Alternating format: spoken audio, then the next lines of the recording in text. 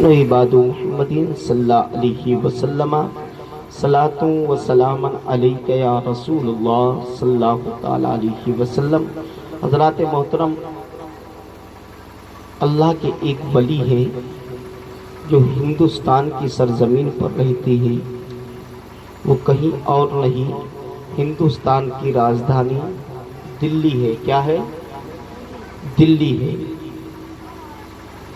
اسی دلی کے اندر ایک اللہ کے ولی ہے جس کو حضرت نظام الدین اولیاء کے نام سے یاد کیا جاتا ہے۔ اے اب نہیں بولو گے، کب بولو گے؟ اگر میں ذکر کر رہا ہوں تو پہلے اپنے ہی گھر سے کروں گا۔ تو حضرت نظام الدین اولیاء کا یہ زندگی کا معمول رہا ہے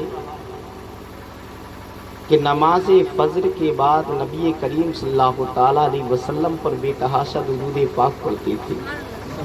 کیا کرتے تھے؟ بے تحاشا درود پاک پڑھتے تھے۔ گن کر اس لیے نہیں پڑھتے کہ اگر گن کر پڑھیں گے تو رب کائنات ہمیں گن کر عطا کرے گا،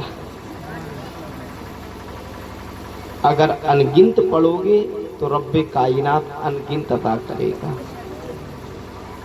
جس طریقے سے تم سے بولتے تھے سبحان اللہ بولا کرو، جب تم سبحان اللہ بولو گے نامہ اعمال میں تمہارے 90 نیکیاں لکھ دی جائیں گی۔ کتنی؟ 90 نیکیاں۔ کیونکہ میں تو اردو میں بول رہا ہوں، آپ عربی میں بول رہے ہیں۔ میں اپنے بھارت کی زبان بول رہا ہوں، آپ مصطفیٰ جان رحمت کی زبان بول رہے ہو۔ مصطفیٰ کی زبان کیا ہے؟ عربی ہے۔ تو سبحان اللہ کائے میں بول رہے ہو؟ عربی میں بول رہے ہو۔ تو آپ جو کام کر رہے ہو اس میں زیادہ ثواب ہے، جو میں کام کر رہا ہوں اس میں کم ثواب ہے یا نہیں ہے؟ میں نے نعت پڑھی، حضرت حسان کی سنت ادا کی، تو ایک صحابی کی سنت ادا کی جو آپ نے بیٹھ کر سنا، تم نے مصطفیٰ کی سنت ادا کی۔ تو تم نے مصطفیٰ کی سنت ادا کی، اس میں زیادہ ثواب ہے، اور جو میں نے کیا اس میں کم ثواب ہے۔ تو آپ زیادہ ثواب کے مستحق ہو یا نہیں ہو؟ تو دلی گئے ہو، حضرت نظام الدین اولیاء کے مزار پر بھی گئے ہوگے، تو جب حضرت نظام الدین اولیاء کے مزار پر گئے ہوگے حاضری بھی دی ہوگی، کیونکہ جان رہے ہو یہ محبوب الہی ہے، اللہ کے محبوب ہے، اللہ کے دوست ہیں۔ حضرت نظام الدین اولیاء کا ایک مرید تھا، مرید تو بہت قریبی تھا لیکن پکا نہیں تھا، کچا مرید تھا۔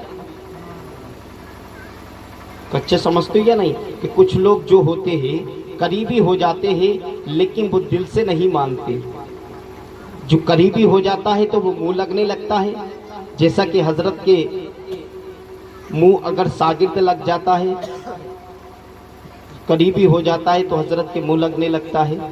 اگر اسی طریقے سے امام صاحب کے قریبی جو زیادہ نزدیک مقتدی ہو جاتا ہے وہ بھی منہ لگنے لگتا ہے۔ اسی طریقے سے حضرت نظام الدین اولیاء کا ایک مرید تھا لیکن تھا وہ کچا، منہ لگا ہوا تھا۔ ایک دن حضرت نظام الدین اولیاء اپنے خانقاہ کے اندر بیٹھے ہوئے تھے، جیسے خانقاہ کے اندر بیٹھے ہوئے تھے اچانک مرید آیا، اور آنے کے بعد بڑی تیز سونگ رہا ہے، کبھی ادھر سونگ رہا ہے کبھی ادھر سونگ رہا ہے، چاروں طرف دیکھ رہا ہے۔ اے بولیے گا، کچھ نظر نہیں آ رہا ہے، نہ کہیں اگربتی سلگ رہی ہے، نہ کہیں عطردان نظر آ رہا ہے، نہ کوئی لوبان سلگ رہی ہے، لیکن اتنی بہترین خوشبو آ کہاں سے رہی ہے؟ کہا سرکار معمہ سمجھ میں نہیں آ رہا ہے، نہ اگربتی جل رہی ہے، نہ کوئی لوبان سلگ رہی ہے، نہ عطردان نظر آ رہا ہے، لیکن اتنی بہترین خوشبو آ کہاں سے رہی ہے؟ تو حضرت نظام الدین اولیاء فرماتے ہیں نادار، یہ خوشبو کوئی عطردان سے نہیں آ رہی ہے بلکہ یہ نظام الدین اولیاء کے رومال سے آ رہی ہے. کہاں سے خوشبو آ رہی ہے؟ یہ نظام الدین اولیاء کے رومال سے آ رہی ہے. جب اتنا کہا ہے، کہا سرکار اگر یہ رومال ہم کو دے دیا جاوے تو بڑی نوازش ہوگی. اگر یہ رومال ہم کو دے دو گے بڑا ہی کرم ہوگا. اگر یہ رومال ہم کو دے دو گے بڑی ہی مہربانی ہوگی. جب حضرت خواجہ نظام الدین اولیاء کا دریائے رحمت جوش میں آیا ہے اور آنے کے بعد کاندھے سے گمچھا اتارا ہے اور اتارنے کے بعد اس مرید کے حوالے کر دیا ہے. مرید تھا تو کچا، وہ خوش ہو کر جھوم گیا ہے. جیسے ہی خانقاہ سے نکلا ہے اور نکلنے کے بعد اعلان کرتا جا رہا ہے کہ پیر صاحب لوگوں کو بے وقوف بنانے کے لیے اعلیٰ قسم کا عطر لگاتے ہیں، لوگوں کو پاگل بنانے کے لیے اچھی کوالٹی کا عطر لگاتے ہیں. آج ان کا بھانڈا پھوڑ کر رکھ دوں گا، آج ان کے پردے کو فاش کر دوں گا. لیکن اس ظالم کو پتا نہیں ہے کہ یہ وہ نشہ نہیں ہے جسے ترسی اتار دے، یہ وہ خوشبو نہیں ہے جو زمانے کی خوشبو اس کو کم کر دے. لیکن جیسا ہی دوڑا گیا ہے اپنے گھر پر گیا ہے، ہینڈ پمپ پر بیٹھ جاتا ہے. لے پانی دے پانی، لے پانی دے پانی، لے پانی دے پانی. خوشبو کم ہونے کی بجائے بڑھتی چلی جا رہی ہے. تاریخ بتاتی ہے کہ جس راستے سے پانی جا رہا تھا وہ راستہ بھی خوشبوؤں سے معطر ہوتا چلا جا رہا تھا. اب اس کو گمچھے کو لیتا ہے، لینے کے بعد ہوا میں لہرا رہا ہے. ہوا بھی خوشبوؤں سے معطر ہوتی چلی جا رہی ہے، فضا بھی خوشبوؤں سے معطر ہوتی چلی جا رہی ہے. حیران و پریشان ہو کر دوڑا حضرت نظام الدین اولیاء کی بارگاہ میں آتا ہے اور آنے کے بعد التجا کرتا ہے سرکار جلدی بتائیے یہ کس برانڈڈ کمپنی کا مال ہے، جلدی بتائیے، بڑا اوریجنل لگ رہا ہے. کہا کیا ہوا؟ بولے میں نے اس کو دھویا بھی ہے لیکن خوشبو کم نہیں ہوئی ہے، ہوا میں بھی لہرایا ہے خوشبو کم نہیں ہوئی ہے. حضرت نظام الدین اولیاء جلال میں آ جاتے ہیں اور کہتے ہیں ظالم تو سوچ رہا ہے یہ کسی عطر کی خوشبو ہے، یہ عطر کی خوشبو نہیں ہے بلکہ یہ میرے پیغمبر کے پسینے کی خوشبو ہے، یہ میرے نبی کے پسینے کی خوشبو ہے. جب اتنا جملہ کہا ہے مرید تا تو کچا فٹ سے کیچ کر لیا. کہا سرکار آپ تو بھارت کے اندر ہے لیکن مصطفیٰ مدینے کے اندر ہے، یہ پسینہ آیا کیسے ہے؟ جب اتنا کہا ہے مصطفیٰ جان رحمت صلی اللہ تعالیٰ علیہ وسلم کا وہ چاہنے والا، وہ عاشق زاروں قطار آنسو بہا رہا ہے. حضرت نظام الدین اولیاء تھر تھر کانپ کر آنسو بہا رہے ہیں، روتے چلے جا رہے ہیں. کہا ظالم تجھے پتا نہیں ہے یہ میری زندگی کا معمور تھا. میں نبی کریم صلی اللہ تعالیٰ علیہ وسلم پر نماز فجر کے بعد بے تحاشا درود پاک پڑھتا تھا. ایک دن مجھے بخار لگ گیا، میں مصطفیٰ پر درود پاک نہ پڑھ سکا. دوسرا دن ہو گیا مصطفیٰ پر درود پاک نہ پڑھ سکا. تیسرا دن ہو گیا میں مصطفیٰ پر درود پاک نہ پڑھ سکا. چوتھے دن میں نماز فجر کے بعد میں بستر علالت پر پہنچا ہوں. اچانک میرے دل نے فیصلہ کیا میرے دروازے پر کوئی کھڑا ہے. جیسا ہی میں دوڑ کر گیا ہوں میں نے دروازے کی فاٹک کو کھولا ہے تو میری حیرت کی انتہا نہ رہی کہ میرے دروازے پر کوئی اور نہیں تھا، مدینے کا تاجدار کھڑا ہوا تھا، شہنشاہ کائنات جلوہ افروز ہے. میں نے کہا سرکار آپ میں حقیقت دیکھ رہا ہوں یا کوئی سپنا دیکھ رہا ہوں؟ تو میرے پیغمبر نے فرمایا اے نظام الدین اولیاء تو کوئی سپنا نہیں دیکھ رہا ہے بلکہ حقیقت دیکھ رہا ہے. جب اتنا جملہ کہا ہے تو میرے پیغمبر کہتے ہیں اے نظام الدین اندر ہی لے کر جاؤ گے یہیں پر گفتگو کرو گے؟ تو میرے پیغمبر نے جب اتنا کہا ہے حضرت نظام الدین اولیاء نے گھر کے چاروں طرف دیکھا ہے لیکن حضرت نظام الدین اولیاء فرماتے ہیں مجھے کسی کپڑے پر اعتماد نہیں تھا، مجھے کسی کپڑے پر بھروسہ نہیں تھا. میں نے اپنا رومال لیا ہے اور لینے کے بعد زمین پر بچھا دیا ہے. مصطفیٰ اسی پر براجمان ہو گئے ہیں، مصطفیٰ اسی پر بیٹھ گئے ہیں. کہا ہے نظام الدین اولیاء جب تو نماز فجر کے بعد تو مجھ پر درود پاک پڑھتا تھا تو میں گنبد خضرا کے اندر مستی میں سماعت کرتا تھا. لیکن ایک دن ہو گیا تو نے درود پاک نہیں پڑھا، دوسرا دن ہو گیا تو درود پاک نہ پڑھ سکا، تیسرا دن ہو گیا تو نے درود پاک نہیں بھیجا، چوتھے دن میں خود آ گیا ہوں. اے نظام الدین جاؤ مجھے درود پاک سنا دو، میں مستی میں جھوم جاؤں. تو حضرت نظام الدین اولیاء فرماتے ہیں کہ میں نے نبی کریم صلی اللہ تعالیٰ علیہ وسلم پر درود پاک پڑھنا شروع کیا ہے. میرے پیغمبر کو پسینہ آیا ہے، اسی پسینے کا ایک قطرہ میرے اس رومال میں جذب ہو گیا ہے، یہ اسی پسینے کی خوشبو ہے اور میرے پیغمبر کا وہ پسینہ ہے. اگر دلہن اپنے سہاگن پر مل لے تو یاد رکھنا ایک نسل نہیں، دو نسل نہیں، چار نسل نہیں، ایک پشت نہیں، دو پشت نہیں، 7 پشت تک اس کے بچے خوشبودار جنم لیتے ہیں. 7 पुश्त तक बच्चे खुशबूदार जन्म लेंगे। अरे कम से कम नारा कोई लगाई दिया करो। नारा किसी को याद ना है? अगर किसी की पार्टी का होता तो अभी सब लोग नारे लगा देते। पार्टी का नारा होता तो सभी लोग लगाते हुए नजर आते। लेकिन हमारे दिल इतना मुर्दा हो चुके हैं, अपने धर्म का नारा लगा ही नहीं सकते, क्योंकि शऊर ही नहीं है। नारा जानते हो, नारे में वो ताकत है कि अगर कोई काम नहीं होता है, अली का नारा लगाकर फातेह खैबर को उखाड़ दिया जाता है। नारे में इतनी ताकत है, अगर अपने मुर्दार दिल को अगर जगाना है तो नारा लगा लिया करो। तो आज हम नारे कहाँ लग रहे हैं? दुनिया की पार्टी के नारे बहुत सारे लगा लेते हैं, लेकिन अब तो जान रहे हो हजरत, इलेक्शन आता है तो सब अपनी अपनी पार्टी के झंडे लगा लेते हैं, लेकिन जब रबीउल अव्वल आती है तो इनको खुजली होने लगती है, झंडे अपने घरों पर नहीं लगाते हैं। ये भी बात है, जब जिसमें पैसा ना लग सकता तो वो काम नहीं कर सकते, तो पैसे वाला कौन सा कर लोगे? बताओ, पैसे वाला कौन कर लोगे तुम?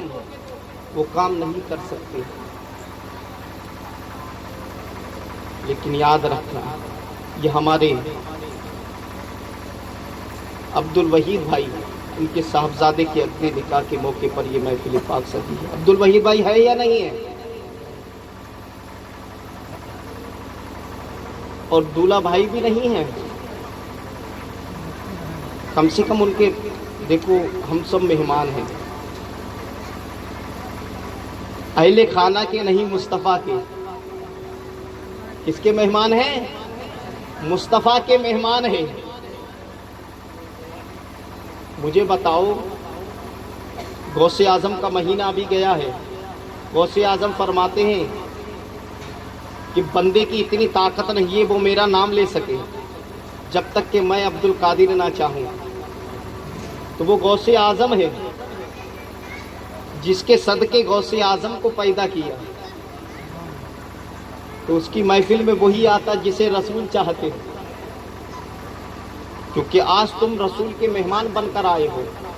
क्योंकि आज यहाँ पर मौजूद, सिर्फ ये मत सोचिए कि अब्दुल वहीद भाई ने सिर्फ हमको ही दावत दी है, गांव वालों को दावत दी है, रिश्तेदारों को दावत दी है, यहीं तक महदूद नहीं है, बल्कि मुस्तफ़ा जान रहमत सल्लल्लाहु ताला अलैहि वसल्लम को भी दावत दी है। क्योंकि मेरे पैगंबर का फरमान है, जहां पर मेरी महफिल पाक सजाई जाती है वहां मैं खुद तशरीफ लेकर आता हूँ। आप अंदाजा लगा लीजिए, मुस्तफ़ा यहाँ पर मौजूद है। हमारी निगाहें इस लायक नहीं है कि मुस्तफ़ा के जमाले जहां आरा का दीदार कर सके, लेकिन मुस्तफ़ा हमें देख रहे हैं। जिस पर मुस्तफ़ा की निगाहें इनायत हो जाए उसका बेड़ा पार हो जाता है। और मुस्तफ़ा फरमाते हैं, मैं निहत्ता नहीं आता हूँ, बल्कि 1,24,000 कम वो 20 पैगंबरों की जमात भी साथ में रहती है, 1,24,000 कम वो 20 सहाबाए किराम भी मेरे साथ रहते हैं, तमाम औलियाए किराम की जमात यही रहती है। अब अंदाजा लगा लीजिए, ख्वाजा गरीब नवाज कहीं और नहीं है, वो यहीं पर मौजूद है। निजामुद्दीन औलिया कहाँ पर है? वो यहीं पर मौजूद है। महबूब इलाही कहाँ है? वो यहीं पर मौजूद है।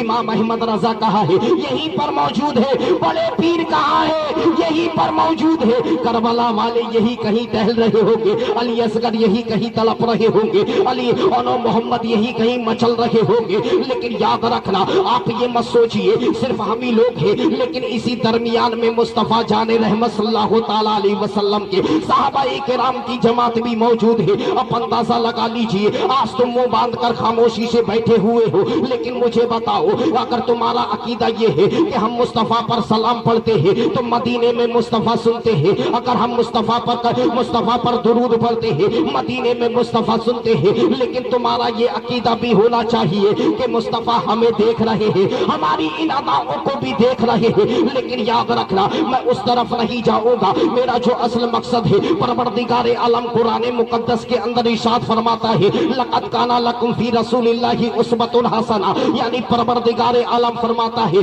ऐ मेरे बंदो, मेरे महबूब की जिंदगी तुम्हारे लिए आइडियल है। कौन फरमा रहा है? परवरदिगार आलम फरमा रहा है, ऐ मेरे बंदो, मेरे महबूब की जिंदगी तुम्हारे लिए आइडियल है। आइडियल आप समझ ही रहे हो, इदरीसी बिरादरी से तुम ताल्लुक रखते हो, दर्जी बिरादरी से आप लोग ताल्लुक रखते हो। अगर कोई अच्छा पैटर्न जानता है तो उसको बोलते हो फलानवा के तरीके पर चलेगा तो अच्छा मास्टर बन जाएगा, फलाने के तरीके पर चलेगा अच्छा कारीगर बन जाएगा। एक दूसरे की नकल कर लोगे तो तुम उसको आइडियल बनाते हो। वो सारी कायनात का सरदार जो पूरी दुनिया के अंदर आइडियल बनकर आया है, अगर उसके तरीके पर चलोगे तुम्हारी जिंदगी भी संवर जाएगी, तुम्हारी आखिरत भी संवर जाएगी। अब अंदाजा लगा लीजिए, इसी तरीके से परवरदिगार आलम में अपने महबूब को इस दारे गीती पर भेजकर तुम्हारा आइडियल बनाकर भेजा है। अगर नबी की जिंदगी पर अपनी जिंदगी निछावर कर दोगे कामयाबी हासिल कर लोगे, नबी के तरीके पर अपनी जिंदगी निछावर कर दोगे तो कामयाबी हासिल कर लोगे। लेकिन याद रखना, यही वो रसूल है जो सारी कायनात के लिए आइडियल बनकर आया है। तुम्हें मालूम नहीं है, मेरे पैगंबर है, मेरे पैगंबर है, बुलबुल सिदरा है, सय्यदुल मलाइका है, हजरत जिब्राइल है, पैगाम रब्बुल आलमीन लेकर बारगाह रहमतुल लिल आलमीन में हाजिर हुए। मेरे पैगंबर से दुआ सलाम हुई है। हजरत जिब्राइल ने जैसे ही सलाम किया है मेरे पैगंबर ने जवाब दिया है, जैसे ही जवाब दिया है मेरे पैगंबर ने तिरछी निगाह करके देखा है। देखने के बाद फरमाया, हजरत जिब्राइल तो है, फरिश्तों के सरदार तो है, सय्यदुल मलाइका तो है, लेकिन इंसानी शक्ल में है, इंसानी सूरत में है, इंसानी लिबादे में है। अल्लाह ने फरिश्तों को नूर से पैदा किया है और जिब्राइल तो ऐसे नूरी है जो सारी नूरियों के सरदार है। लेकिन ये इंसानी जिस्म कैसा है, इंसानी लिबादा कैसा है, इंसानी ये जिस्म जिस्मानियत कैसी है। मेरे पैगंबर ने फरमाया, ऐ जिब्राइल, अल्लाह ने तुम्हें नूर से पैदा किया है, लेकिन ये इंसानी सूरत कैसी है? अल्लाह ने तुम्हें नूर से पैदा किया है।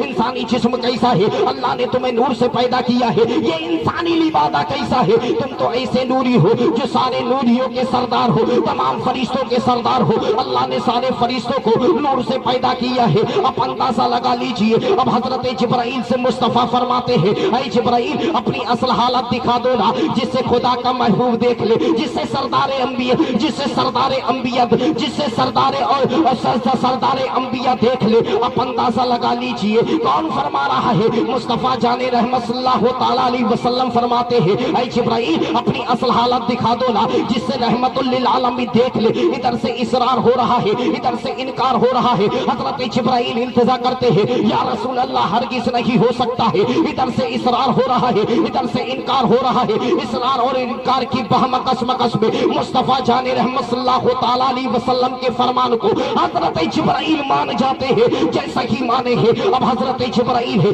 अपनी नूर वाली सूरत में आ जाते हैं, अपने नूर वाले जिस्म में आ जाते हैं, अपनी नूर वाली शक्ल में आ जाते हैं। नबी फरमाते हैं, मैंने क्या देखा कि हजरत जिब्राइल के 600 पर थे, एक पर से दूसरे पर का फासला 70,000 बरस का फासला था। जब हजरत जिब्राइल ने अपने 600 परों को बिछा दिया है तो पूरी दुनिया हजरत जिब्राइल के परों में छुप जाती है, जैसे ही छुपी है। अब अंदाजा लगा लीजिए। और नबी फरमाते हैं, जब हजरत जिब्राइल ने अपने 600 परों को समेट लिया है, हजरत जिब्राइल इल्तिजा करते हैं, या रसूल अल्लाह, या रसूल अल्लाह, या नबी अल्लाह, आप भी तो नूरी हो ना, आप भी तो नूरी हो, आप भी तो इंसानी शक्ल में आए हो, आप भी तो इंसानी सूरत में आए हो। आज जो नबी को अपनी तरह कहने वालों, आज नबी करीम सल्लल्लाहु तआला अलैहि वसल्लम की हकीकत को जिब्राइल ना जान सके, ये दो पैर का जानवर क्या जानेगा कि नबी की हकीकत क्या है? मुस्तफा की हकीकत को हजरत बुलबुल सिदरा ना जान सके,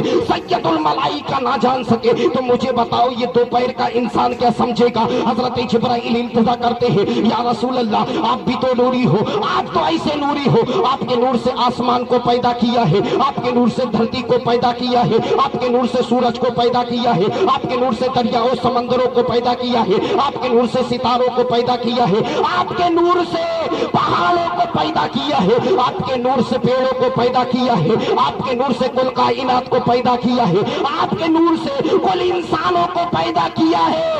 آپ بھی تو نوری ہو, اپنی اصل حالت دکھا دو نا, جس سے سید الملائکہ دیکھ لے, جس سے فرشتوں کا سردار دیکھ لے, جس سے بلبل سدرہ دیکھ لے. میرے پیغمبر نے نیچی نگاہ کی اور نیچی نگاہ کرنے کے بعد فرمایا, اے جبرائیل, اس ذات کی قسم جس کے قبضے قدرت میں میری جان ہے, رب کائنات نے میرے چہرے پر 70 نقاب ڈالے ہیں, 70 پردے ڈالے ہیں. اگر ایک پردہ بھی اٹھا دوں گا تو میرے حسن سے پوری دنیا جل کر راکھ ہو جائے گی, پوری دنیا جل کر تباہ ہو جائے گی. میرے پیغمبر کے حسن و جمال کو جبرائیل نہ جان سکے تو یہ دو پیر کا جانور کیا جانے گا. اس لیے رب کائنات نے فرمایا, اے میرے محبوب, مکے کی گلیوں میں چل تاکہ میرے بندوں کو چلنے کا شعور مل جائے, لوگوں سے گفتگو کر لے تاکہ میرے بندوں کو بولنے کا انداز مل جائے. اے میرے محبوب, تو مسجد نبوی میں نماز ادا کر لے تاکہ میرے بندوں کو نماز پڑھنے کا شعور مل جائے. اے میرے محبوب, تو قیام کر لے تاکہ میرے بندوں کو قیام کرنے کا ہنر مل جائے. اے میرے محبوب, تو رکوع کر لے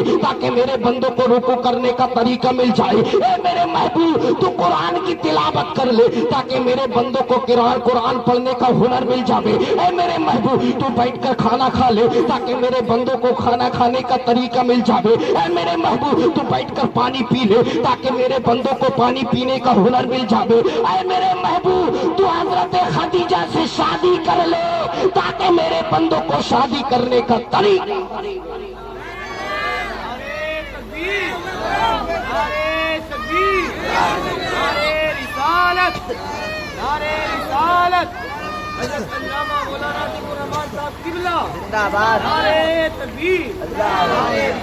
اگر نبی شادی نہیں کرتے, کس کی زندگی کو آئیڈیل بناتے. نبی شادی نہیں کرتے, نکاح نہیں کرتے, کس کی زندگی کو آئیڈیل بناتے. جو نبی کو اپنی طرح کہتے ہیں ان سے پوچھو نبی کا طریقہ چھوڑ دے. پوری زندگی قیامت تک کے لیے تم قیامت تک کے لیے کنوارے بیٹھے رہو گے, تمہاری نسلیں وہی تباہ ہو جائے گی. لیکن میرے نبی کی طرح دنیا کے اندر کوئی نہیں ہے. لیکن حضرت عیسیٰ علیہ السلام میرے پیغمبر سے قبل آنے والے دھرتی پر ہے, لیکن حضرت عیسیٰ علیہ السلام ہے, لیکن انہوں نے شادی نہیں کی ہے. لیکن اگر ان کے طریقوں کو تم آئیڈیل بناؤ گے تو پوری زندگی کنوارے بیٹھے رہو گے. یہ شادی کرنا کسی اور کی سنت نہیں ہے, ہمارے مدینے والے تاجدار کی سنت ہے.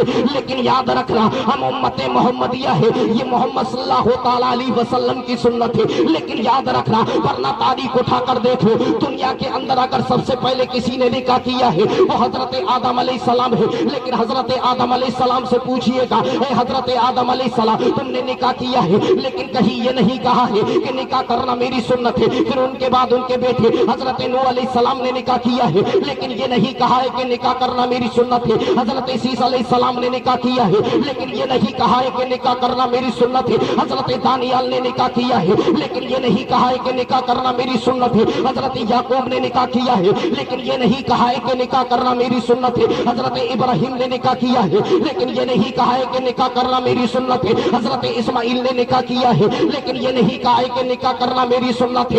1,24,000 کم و بیس پیغمبر آئے ہیں, لیکن کسی پیغمبر نے یہ نہیں کہا ہے کہ نکاح کرنا میری سنت ہے. جب اللہ نے اپنے محبوب کو حضرت سیدہ آمنہ کے صحن میں بھیج دیا ہے, جب اسی رسول کی 25 سالہ زندگی ہوئی ہے, اسی 25 سالہ زندگی میں ایک 40 سالہ بیوہ حضرت خدیجۃ الکبریٰ سے نکاح کر کے یہ اعلان کر دیا ہے کہ کالا کالا رسول اللہ صلی اللہ تعالیٰ علیہ وسلم, النکاح من سنتی فمن رغب عن سنتی فلیس منی. مصطفیٰ فرماتے ہیں کہ نکاح کرنا میری سنت ہے, اور جس نے میری سنت کو ترک کر دیا ہے وہ ہم میں سے نہیں ہے. جس نے میری سنت کو چھوڑ دیا ہے وہ ہم میں سے, جس نے میری سنت کو چھوڑ دیا وہ ہم میں سے نہیں ہے. سینی آئے گی تو سمجھ لو ختم ہو گیا. یا ہم کو ہٹانے کا ہے. یہ باتیں آپ لوگوں کو اچھی نہ لگتی ہوں گی, یہ باتیں آپ لوگوں کو اچھی نہیں لگتی ہوں گی. اچھی لگ رہی ہے کیونکہ ابھی ایک تقریر اور سننا ہے. ابھی تو میں شروع ہوا ہوں. کیا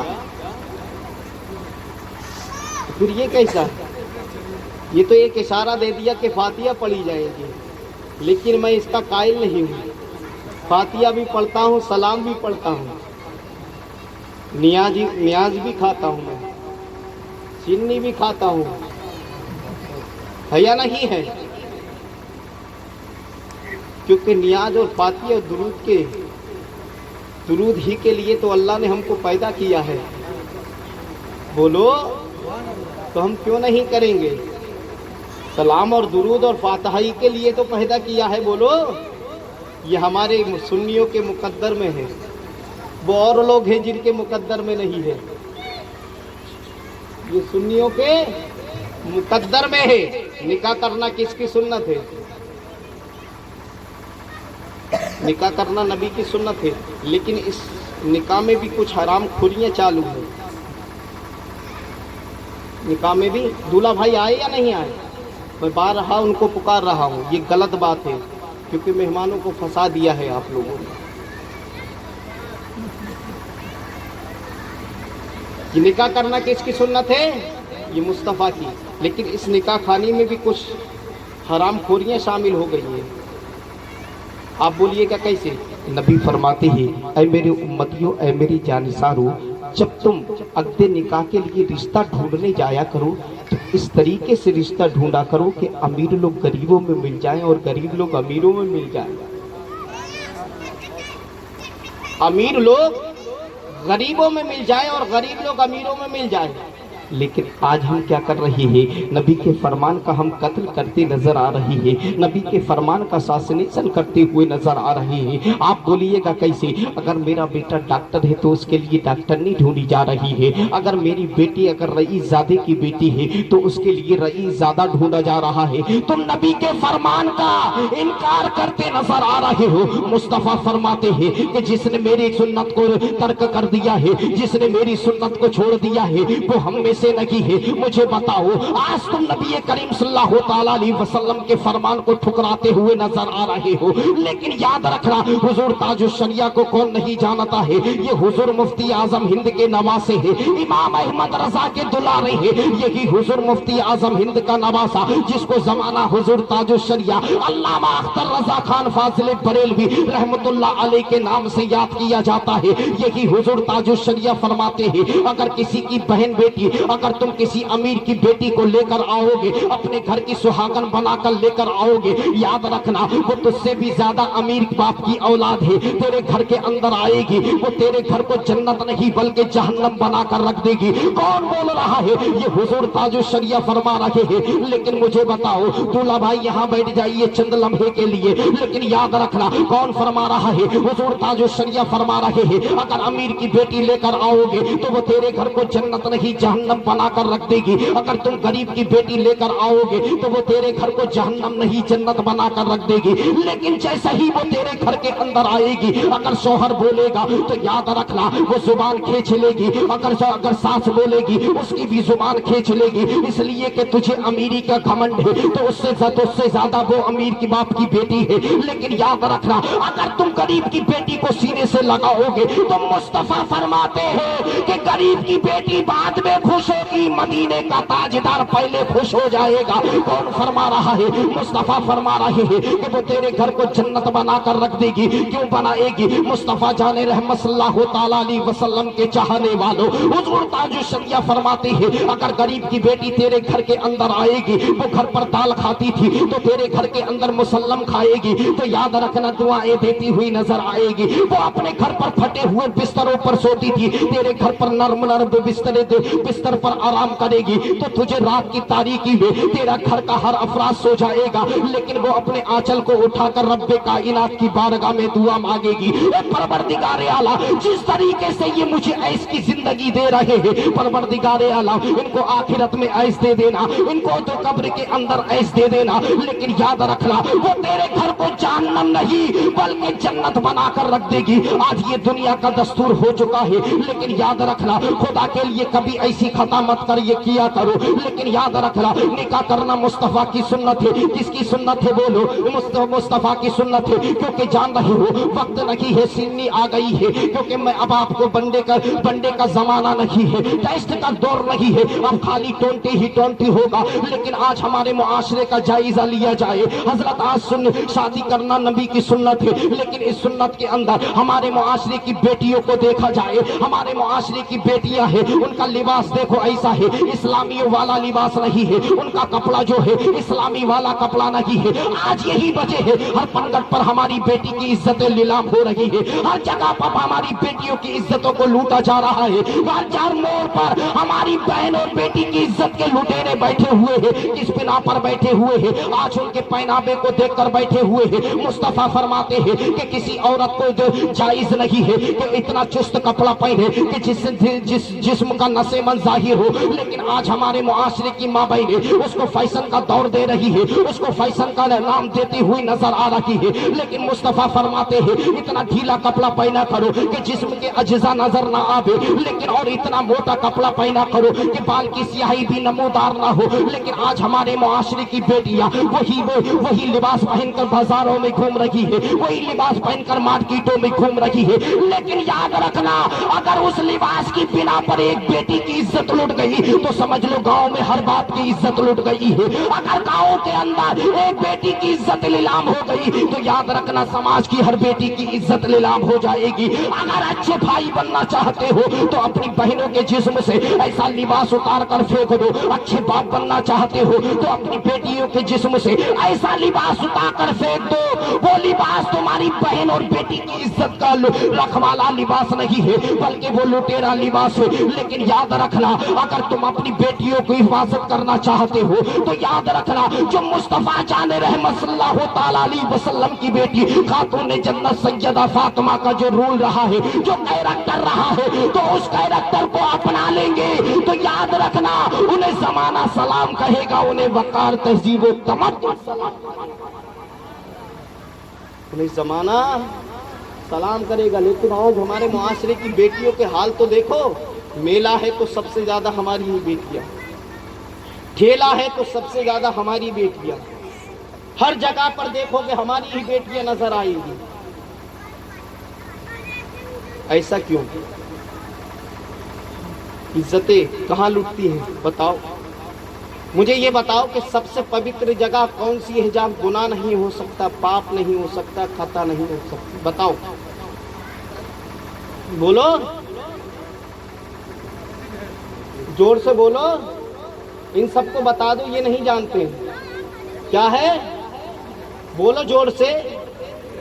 सबसे पवित्र जगह मस्जिद है जहां गुनाह नहीं हो सकता, जहां पाप नहीं हो सकता, जहां खता नहीं हो सकती। लेकिन मुझे बताओ जब उस मुआशरे की बेटियों को उस मस्जिद में भेजने की इजाजत नहीं है, उस मस्जिद में जाने की इजाजत नहीं है, तो मेरे मुआशरे की बेटियों को मेले और ठेलों पर किसने इजाजत दे दी है? मार्केट और बाजारों में किसने इजाजत दे दी है? इमाम बाड़ों पर जाने की किसने इजाजत दे दी है? याद रखना इज्जतें बाजारों मज़ारे पर इज्जतें अगर लुटती है तो खुदा के घर में नहीं, मस्जिदों में नहीं। अगर इज्जतें नीलाम होती है तो बाजारों में होती है। लेकिन याद रखना अगर अच्छे भाई बनना चाहते हो तो इन तरीके की हरकतों को रोक दो। अच्छे बाप बनना चाहते हो तो अपनी बेटियों को घर बाजारों से रोक दो।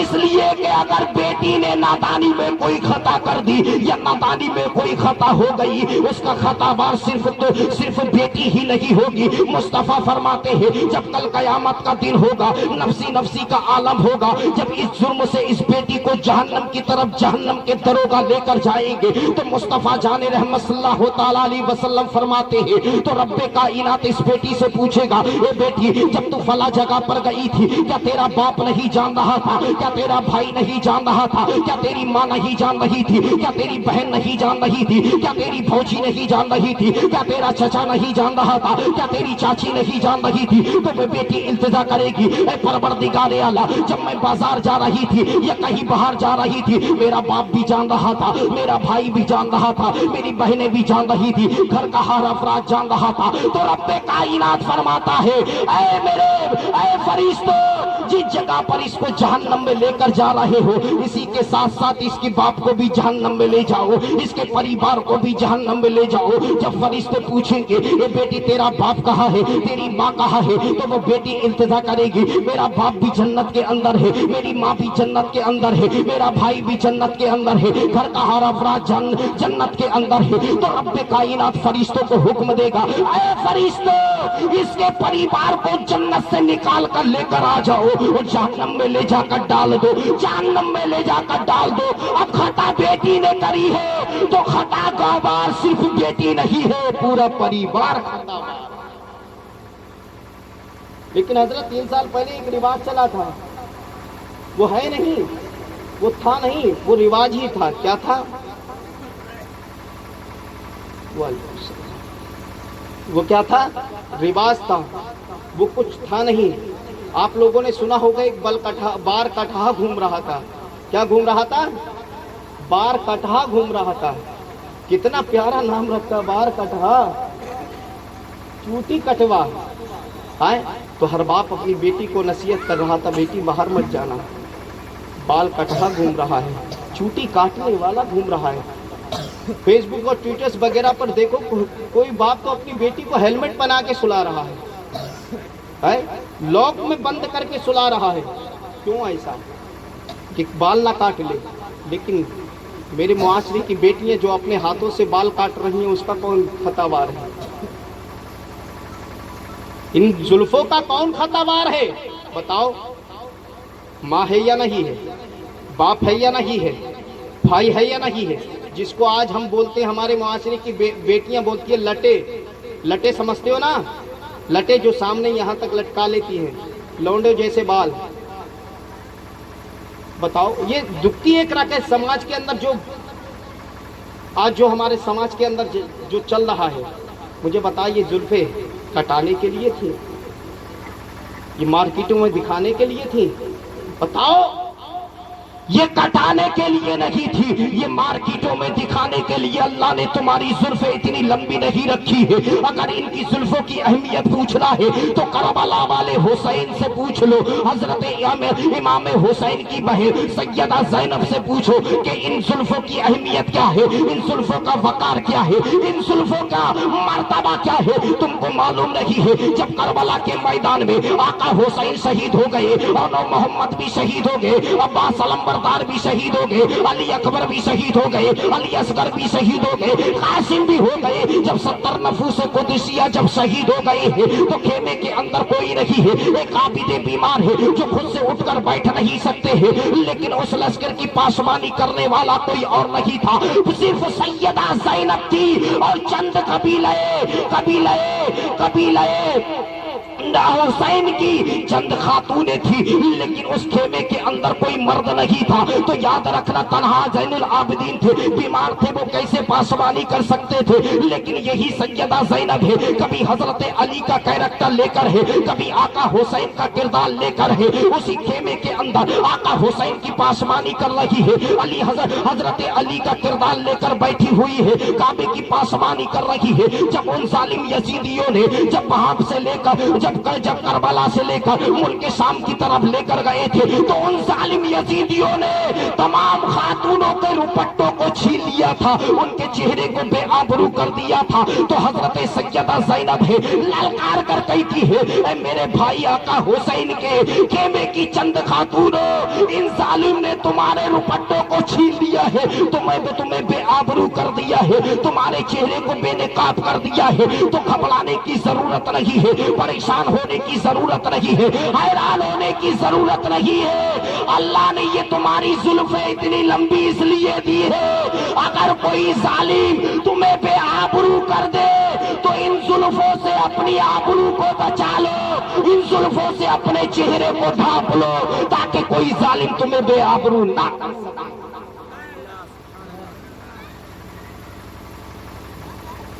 आज हम क्या कर रहे हैं? शायद कि कोई घर ऐसा बचा हो कि जिस घर में जुल्फे नहीं कटती हो। बोलते हम फूंगी काटते हैं, क्या बोलते हैं? फूंगी बढ़ते नहीं है।